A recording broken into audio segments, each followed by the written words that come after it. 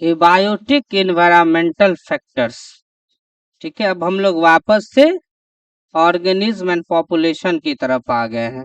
Okay, abiotic environmental factors में हमें basically 4 पढ़ने होते हैं। लाइट के बारे में थोड़ा जानना होता है, टेम्परेचर, सॉइल और वाटर। ठीक है, इसमें मेन इंपॉर्टेंट जो है वो टेम्परेचर ही है और थोड़ा बहुत लाइट है। ध्यान देंगे, light complex physical environmental factor. देखो, तुम बताओ एक चीज, कोई भी इकोसिस्टम में लाइट जितना बेहतर रहेगा उतना बढ़िया फोटोसिंथेसिस होगी, होगी ना। तो प्रोडक्टिविटी तो फोटोसिंथेसिस ही डिसाइड करेगा ना। यानी कि जिस इकोसिस्टम में लाइट की अवेलेबिलिटी अच्छी रहेगी, जहां सनलाइट अच्छे से पहुंचेगा, वहां फोटोसिंथेसिस ढंग से होगी। अगर प्रोड्यूसर है तो वो इकोसिस्टम ज्यादा प्रोडक्टिव होगा। तो याद रखना कि लाइट जो है मेन फैक्टर है जो कि आपके प्रोडक्टिविटी को डिसाइड करता है। Important point, light is the main factor to decide productivity. Productivity को डिसाइड करने वाला मेन फैक्टर कौन हो गया? लाइट हो गया। ठीक है, लक्स मीटर या फोटोमीटर से मेजर करते हैं। जब सनलाइट सन से चलती है, हमारे तक आती है, तो अर्थ के एटमॉस्फेयर में आने के बाद रेज का कॉलिजन होगा पार्टिकल से, एनर्जी लॉस होगी। लेकिन जब वो हमारे एनवायरनमेंट में इंटर करती है, उससे पहले देखा गया है कि उसमें जो एनर्जी है वो 2 कैलोरी पर सेंटीमीटर स्क्वायर पर मिनट के हिसाब से है, इतनी है, और वो कांस्टेंट है। This is called solar constant. Okay, इसी को हम लोग सोलर कांस्टेंट कहते हैं कि solar radiation before entering into the earth atmosphere, earth के एटमॉस्फेयर में आने से पहले जो सोलर रेडिएशंस हैं उसकी जो एनर्जी है वो 2 कैलोरी पर सेंटीमीटर स्क्वायर पर मिनट, इतनी है। This is called solar constant. अब फोटोसिंथेटिकली एक्टिव रेडिएशन की अगर बात करोगे कि भाई फोटोसिंथेसिस किस रेंज में होती है, तो आपको पता होगा 400 नैनोमीटर से 700 नैनोमीटर का जो लाइट है, 400 नैनोमीटर टू 700 नैनोमीटर का जो लाइट है, ये हमारा व्हाइट लाइट के कैटेगरी में चला आता है, जो हम लोग फिजिक्स में भी पढ़ते हैं। नहीं, 7 बैंड ऑफ कलर में वो टूट जाता है 400 से 700 नैनोमीटर तक जब प्रिज्म से गुजारते हैं वगैरह वगैरह। तो 400 से 700 नैनोमीटर के बीच का जो रेडिएशन है वही हमारा फोटोसिंथेसिस करा सकता है। That is photosynthetically active radiation.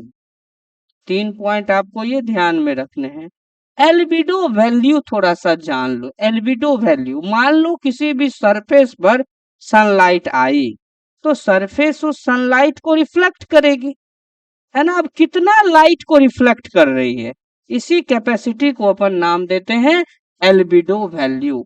The ability of a surface to reflect the incoming radiation, जो इनकमिंग रेडिएशन है सरफेस उसको कितना रिफ्लेक्ट किया, this is called albedo value. तो सीधी सी बात है कि एल्बिडो वैल्यू स्नो के लिए सबसे ज्यादा होगी। स्नो जो है, बर्फ जो है, वो सबसे ज्यादा लाइट को रिफ्लेक्ट करते हैं ना, तो स्नो के लिए सबसे ज्यादा है। उसके बाद सैंड के लिए 20 से 30% है। 5-10% जंगल रिफ्लेक्ट करता है, अदरवाइज बाकी तो करता नहीं है। तो कहने का मतलब है, what is albedo value? Albedo value अपन किसको कहते हैं? एल्बिडो वैल्यू वो एबिलिटी है किसी भी सतह की कि जो इनकमिंग रेडिएशन उस पर पड़ा, उसमें कितना रेडिएशन को वो बंदा, वो सरफेस रिफ्लेक्ट किया। Except for the deep sea hydrothermal vent, ये स्टेटमेंट समझिएगा, इसको हमने आगे किया है। यहाँ देखिए, the availability of light on land is closely linked with that of temperature since sun is the source of both. कहता है कि किसी जगह पर अगर लाइट ज्यादा है तो स्वाभाविक सी बात है टेम्परेचर भी वहां एवरेज ज्यादा ही रहेगा, क्योंकि सन अगर लाइट का सोर्स है तो लाइट के ही वजह से, लाइट एनर्जी के वजह से ही टेम्परेचर जनरेट हो रहा है कहीं पर भी, है ना। But deep sea hydrothermal went का एक चर्चा आता है।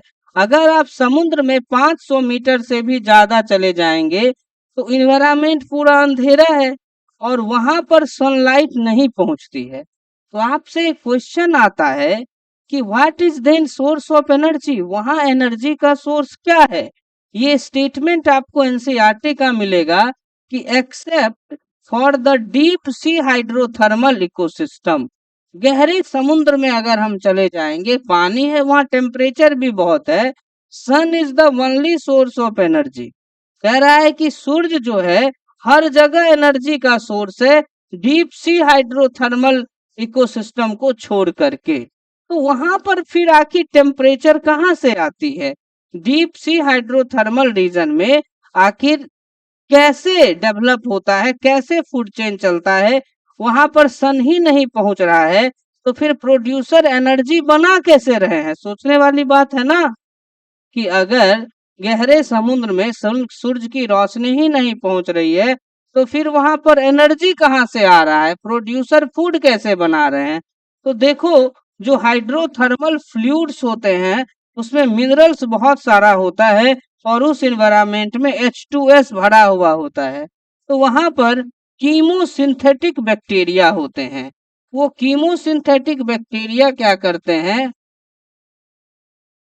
एनर्जी के लिए केमिकल पर डिपेंड करते हैं। H2S का ऑक्सीडेशन होता है और इससे जो एनर्जी मिलती है उसी का यूटिलाइजेशन होता है और फिर इकोसिस्टम चलती है। ठीक है, तो वो लोग, वहां पर रहने वाले सारे जीव जो हैं, याद रखिएगा, वो सन की एनर्जी का इस्तेमाल नहीं करते, वो केमिकल एनर्जी का इस्तेमाल करते हैं। और H2S हाइड्रोजन सल्फाइड बोलते हो ना, इसी के ऑक्सीडेशन से वो एनर्जी आती है। ठीक है, तो ध्यान रखिएगा, अगर हम गहरा समुद्र को छोड़ दे तो हर जगह पर सर्च ही रोशनी का अल्टीमेट सोर्स है।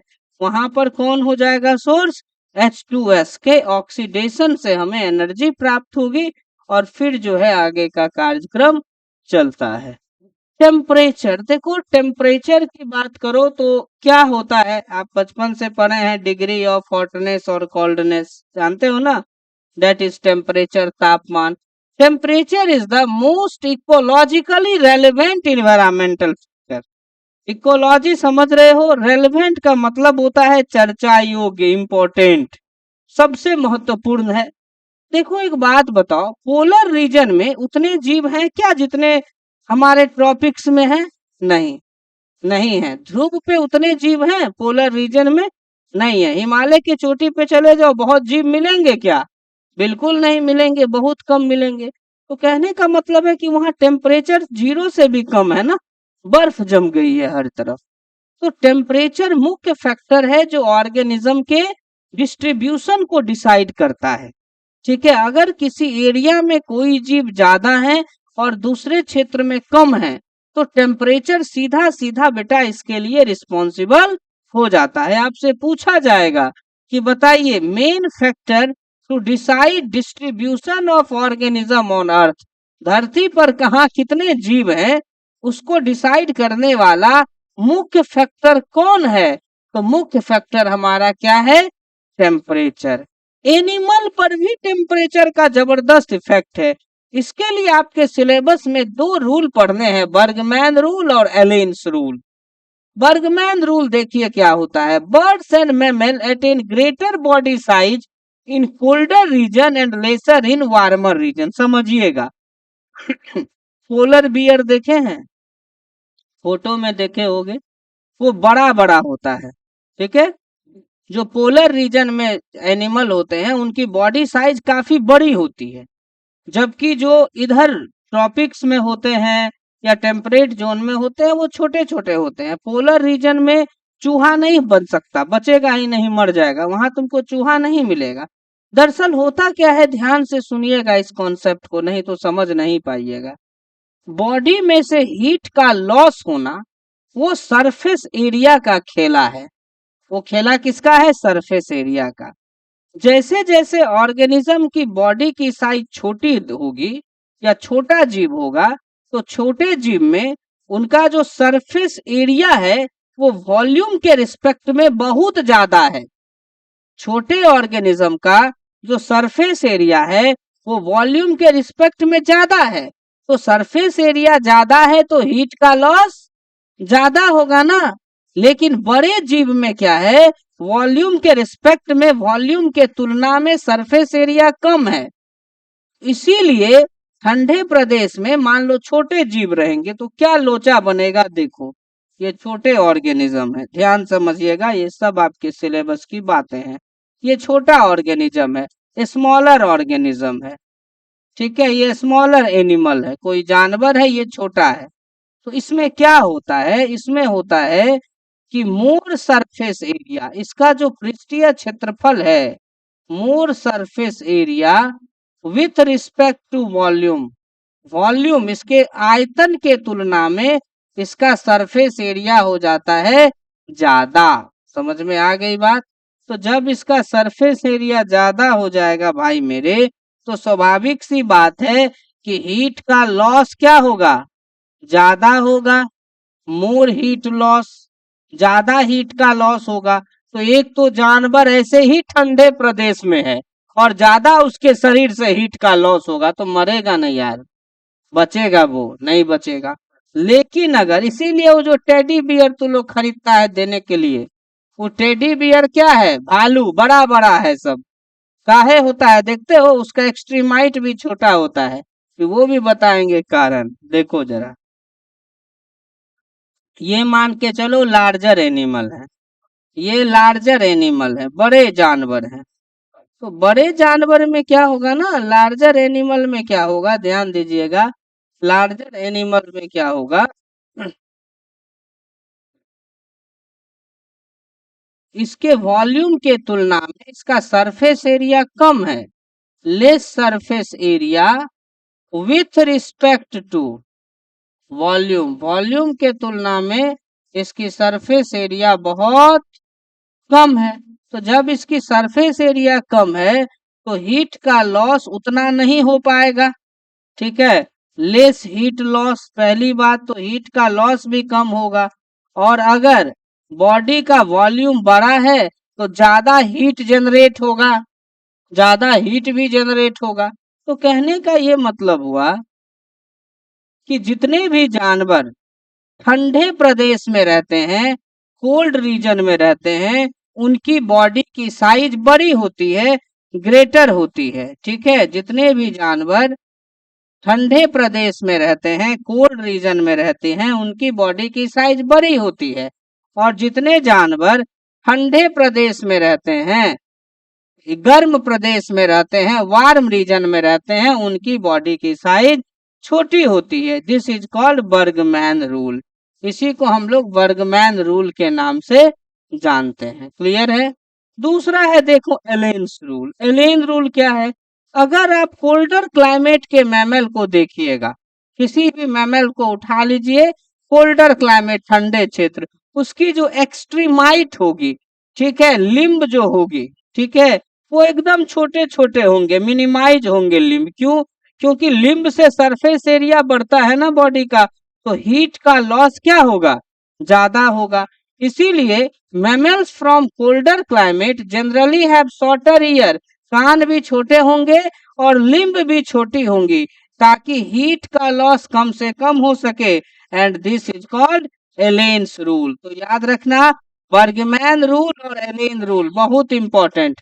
बर्गमैन रूल क्या है, what is Bergmann rule, Bergmann rule किसको कहते हैं, बर्ड एंड मैमल, जो भी चिड़िया है या स्तनधारी जीव है, अगर वो ध्यान से देखेंगे, ठंडे क्षेत्र में रह रहे हैं तो बॉडी की साइज बड़ी है, ओके।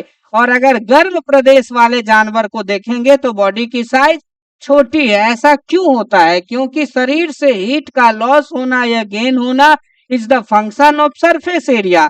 छोटे जीव का वॉल्यूम के तुलना में सरफेस एरिया ज्यादा है, हीट का लॉस ज्यादा है। यहाँ पे मैंने इस बात को लिखा है, देखिए यहाँ पे देखो, हीट लॉस और heat gain is a function of surface area. Heat का गेन या हीट का लॉस सरफेस एरिया का ही एक फंक्शन है। चूंकि small animal have larger surface area relative to their volume, volume के तुलना में छोटे जीव का सरफेस एरिया ज्यादा होता है, they tend to lose body heat very fast. इसीलिए जब बाहर में ठंडा रहता है तब वो बहुत तेजी से हीट को लॉस करते हैं। Then they have to expend much energy to generate body heat. अब उनको बहुत एनर्जी जनरेट करना पड़ेगा ना बॉडी हीट को मेंटेन करने के लिए। इसीलिए छोटे जानवर जितने भी होते हैं, स्मॉल एनिमल जितने भी होते हैं, वो rarely found in polar region. वो पोलर रीजन में बहुत कम पाए जाते हैं। क्लियर है? तो देखो फिर से सुनो, याद कर लो यहीं पर। ठंडे प्रदेश में जो जानवर मिलेंगे, बड़े या छोटे, बड़े पोलर बियर, टेडी बियर, ऐसे ध्यान रखना है, वो बड़े बड़े होते हैं। ठीक है? और जो गर्म प्रदेश में मिलेंगे वो छोटे, क्योंकि छोटे जीव का सरफेस एरिया ज्यादा है वॉल्यूम के तुलना में, तो हीट का लॉस ज्यादा होगा। तो जहां गर्मी है वहां तो अच्छी बात है, हीट का लॉस चलो हो गया, चलेगा। लेकिन जहां ठंड ऑलरेडी है वहां हीट का लॉस हो रहा है तो दिक्कत वाली बात है ना। तो ऑलरेडी उसको बहुत हीट जनरेट करना पड़ेगा जिंदा रहने के लिए। अंदर मेटाबॉलिज्म इतनी बढ़ जाएगी कि वो सरवाइव भी नहीं कर पाएगा। इसी वजह से बच्चों ऐसा होता है कि ठंडे प्रदेश में बड़े जानवर होते हैं और गर्म प्रदेश में छोटे जानवर होते हैं। This is called Burgman rule. और एलेन रूल क्या है? जो भी कोल्डर रीजन है उसके जानवरों की एक्सट्रीमाइट, कान वान, लिम्ब विम्ब छोटी हो जाती है ताकि हीट का लॉस कम हो सके। That is called Allen rule. Okay. दूसरी बात यह है कि टेम्परेचर का बड़ा ही सिग्निफिकेंट है। We can readily appreciate the significance of temperature to the living organism when we realise its effect the kinetics of enzyme. मान के चलो अगर हम लोग अपनी बात करें तो टेम्परेचर बढ़ता है तो हमारी बेचैनी जो बढ़ती है, क्यों बढ़ती है? आखिर एक निश्चित टेम्परेचर के बाद हम क्यों नहीं जिंदा रह पाएंगे? क्योंकि हायर टेम्परेचर में हमारे शरीर की एंजाइम डैमेज हो जाएगी, डिग्रेड हो जाएगी, इसीलिए हम सरवाइव नहीं कर सकते हैं। तो याद रखिएगा, we can readily appreciate the significance of temperature to living organism when we realize its effect the kinetics of enzyme।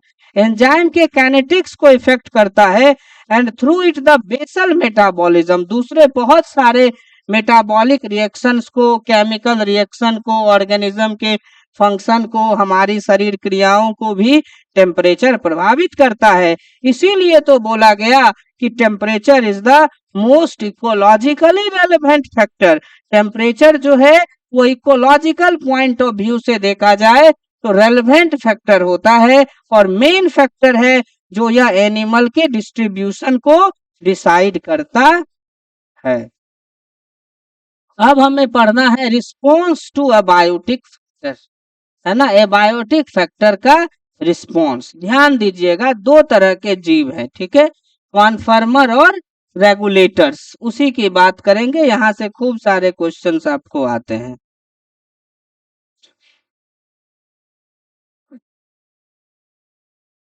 देखो, दो तरह के जीव हैं इस धरती पर, ऑर्गेनिज्म दो तरह के। एक को हम लोग बोलते हैं रेगुलेटर।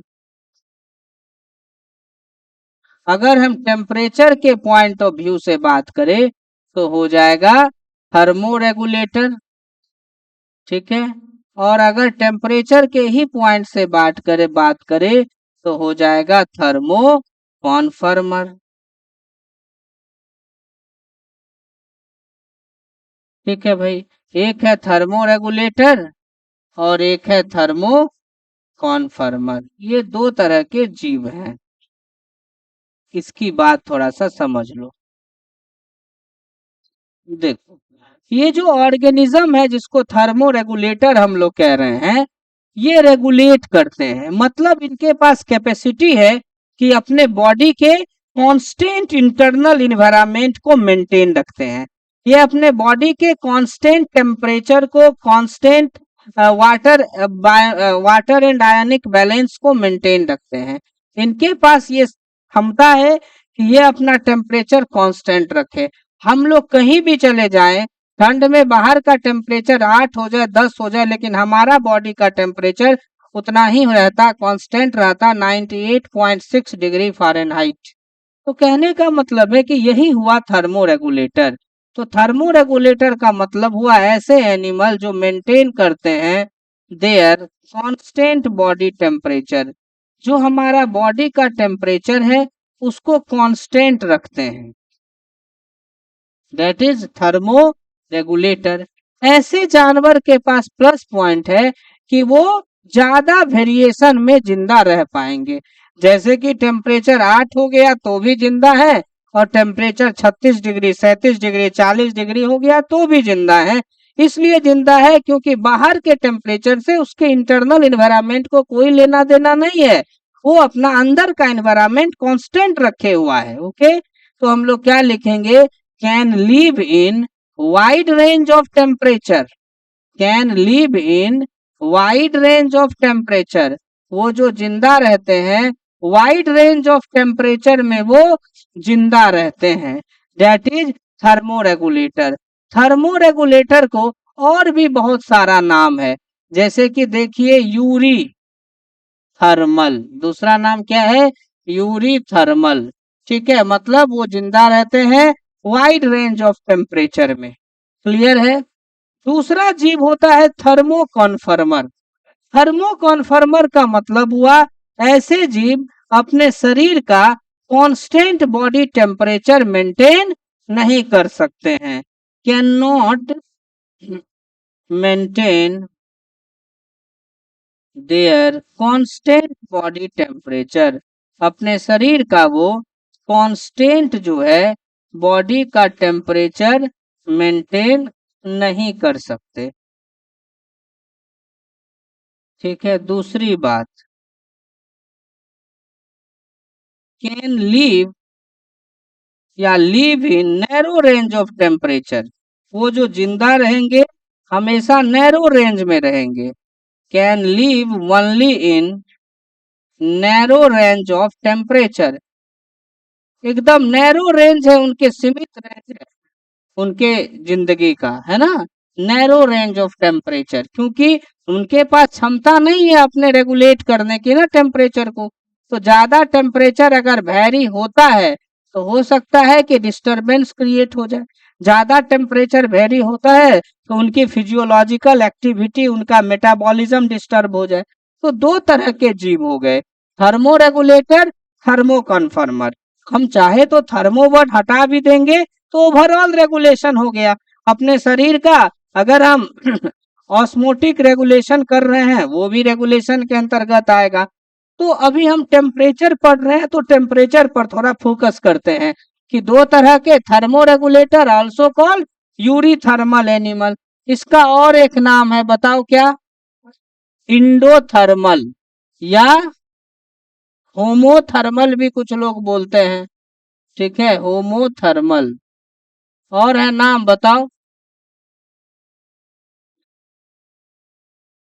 इतना हो गया। थर्मो कन्फर्मर को क्या क्या बोलेंगे, स्टेनोथर्मल, थर्मो कन्फर्मर बोलो या स्टेनोथर्मल बोलो। ठीक है, इक्टोथर्मल बोल सकते हैं हम लोग, इक्टोथर्मल।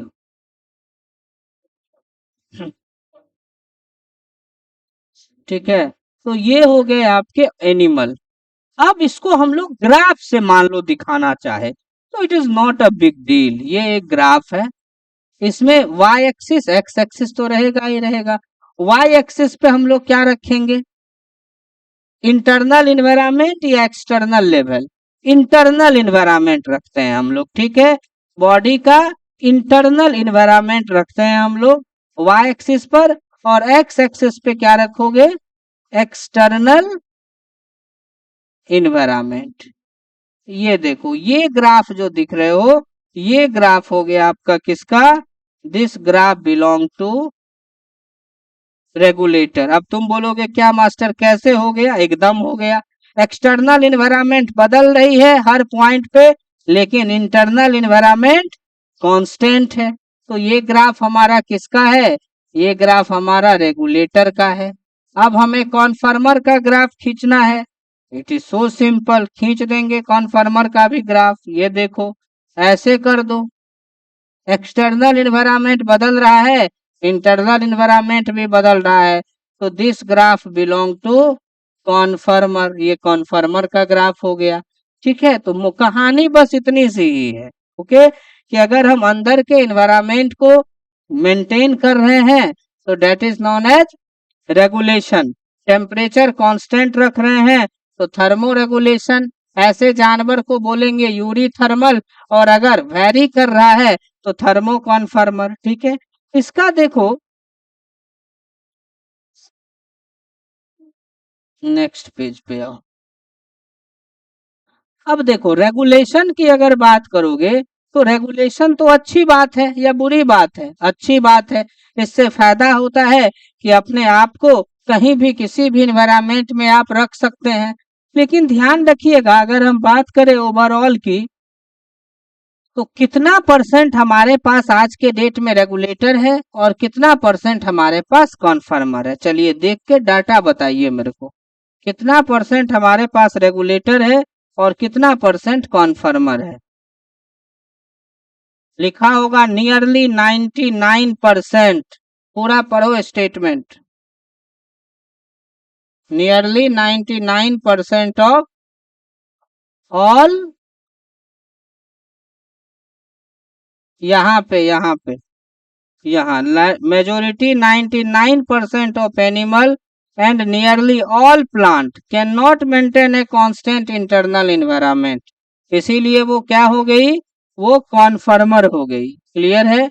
और रेगुलेटर में देखो, all birds and mammals, very few lower vertebrates and invertebrates.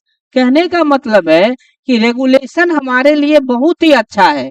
अगर आप मैमल की बात करेंगे तो दुनिया के हर कोने में आपको मैमल्स मिलेगा, स्तनधारी जीव मिलेगा। इवोल्यूशनरी बायोलॉजिस्ट इस बात को मानते हैं कि मैमल का सक्सेस इसलिए है क्योंकि उनकी एबिलिटी टू रेगुलेट बहुत बेहतर है, इसीलिए हर जगह मैमल है। तो फिर क्यों नहीं सारा जानवर इवोल्यूशनरी बैकग्राउंड के दौरान रेगुलेटर हो गया? जब इवोल्यूशन हो रहा था तो क्यों नहीं सारे जानवर रेगुलेटर हुए? अगर थर्मो रेगुलेशन इतना बढ़िया है कि सक्सेस मैमल की देखने को मिलती है, हर जगह मैमल है, जबकि दूसरे ग्रुप में आप जाएंगे तो वो आपको हर जगह नहीं मिलेगा, restricted to a geographical area, किसी स्पेसिफिक ज्योग्राफिकल एरिया में मिलेगा। तो फिर हर एनिमल को धीरे धीरे धीरे धीरे अपने आप को बदल के रेगुलेटर होना चाहिए था इवोल्यूशन के दौरान। ऐसा इसलिए नहीं हुआ क्योंकि thermo regulation is highly energy wasting process, उसमें एनर्जी का एक्सपेंडिचर बहुत ज्यादा है। इसी वजह से सारे जानवरों ने अपने आप को ऐसा इवॉल्व नहीं किया। तो पहला पॉइंट हम लोग लिखेंगे, success of mammal. Success of mammal is largely due to its ability to regulate। Mammal का सक्सेस इसलिए इतना है क्योंकि उसके पास रेगुलेट करने की क्षमता है। क्लियर है? अगर मैं एग्जाम्पल देखने की कोशिश करूंगा रेगुलेटर की और कॉन्फर्मर की, तो हमारे पास एग्जाम्पल बहुत कम है, रेगुलेटर्स और कॉन्फर्मर।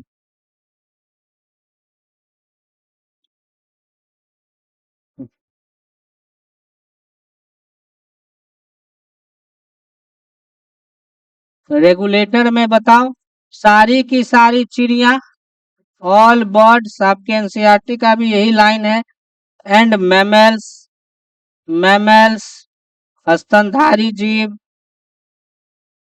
ठीक है, इसके बाद few lower vertebrates and invertebrates, very few lower vertebrates and invertebrates.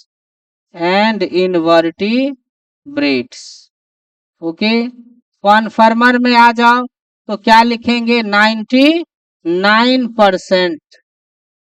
ठीक है, ऑल प्लांट्स, सारी प्लांट कॉन्फर्मर होती है ना। और एग्जाम्पल है 99% एनिमल्स, 99% एनिमल। ठीक है, और लगभग जितनी भी प्लांट है, सारी प्लांट क्या है, किस कैटेगरी में आती है? कॉन्फर्मर के ही कैटेगरी में आती है। 99% एनिमल क्या है, कॉन्फर्मर है। अब सवाल है ज्यादा बेहतर तो रेगुलेटर है, तो फिर ऐसा क्यों नहीं हुआ? तो थर्मो रेगुलेशन या regulation is highly energy requiring process. इसमें बहुत ज्यादा ऊर्जा का खपत है, energy requiring process. So during evolution, इसीलिए बच्चों इवोल्यूशन के दौरान, ड्यूरिंग इवोल्यूशन के दौरान all animal didn't evolve to regulate, इसलिए उसमें ऐसा इवोल्यूशन ही नहीं हुआ जिससे कि रेगुलेट करने की क्षमता उसमें आए। क्लियर है मामला? तो ये एक इम्पोर्टेंट बात है रेगुलेशन के बारे में। आप दूसरे तरह से भी चाहोगे एनिमल को लिखना, वो भी लिख सकते हो। ये तो थर्मो रेगुलेशन था, इसी तरह से हम लोग ऑस्मो रेगुलेटर भी बोल सकते हैं। अगर वो अपने बॉडी के वाटर और इलेक्ट्रोलाइटिक बैलेंस को मेंटेन करते हैं तो ऑस्मो रेगुलेटर है वो, ठीक है।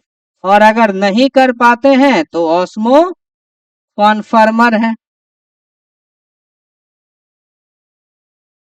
ऑस्मो रेगुलेटर, ऑस्मो कन्फर्मर, इसको बोलते हैं हम लोग एस्टेनोहालाइन। और ये क्या हो जाएगा ऊपर वाला, यूरी हालाइन।